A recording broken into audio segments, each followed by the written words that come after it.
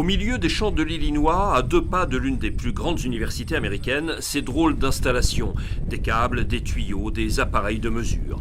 Depuis 14 ans, une équipe de chercheurs, dirigée aujourd'hui par Andrew Leakey, tente d'anticiper le réchauffement climatique et ses conséquences sur les cultures. Nous sommes ici en 2050. À travers ces tuyaux verts, un flot continu de CO2 qui augmente la concentration de ce gaz dans l'atmosphère d'environ 50%.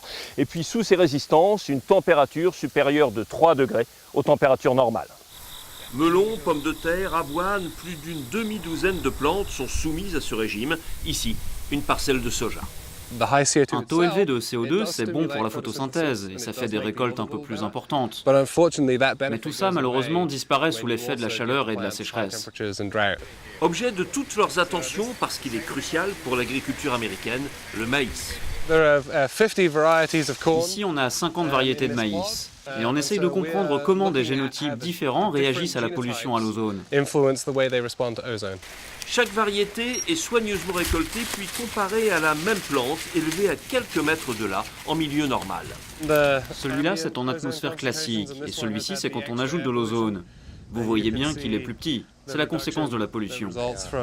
Il y a une différence de 15% environ. À l'œil nu, ce n'est pas énorme, mais pour les agriculteurs, c'est très important.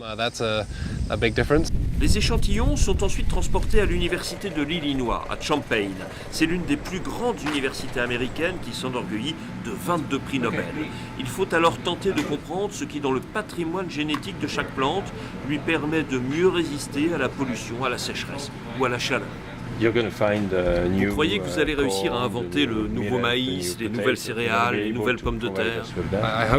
Je l'espère. En tout cas, on essaye.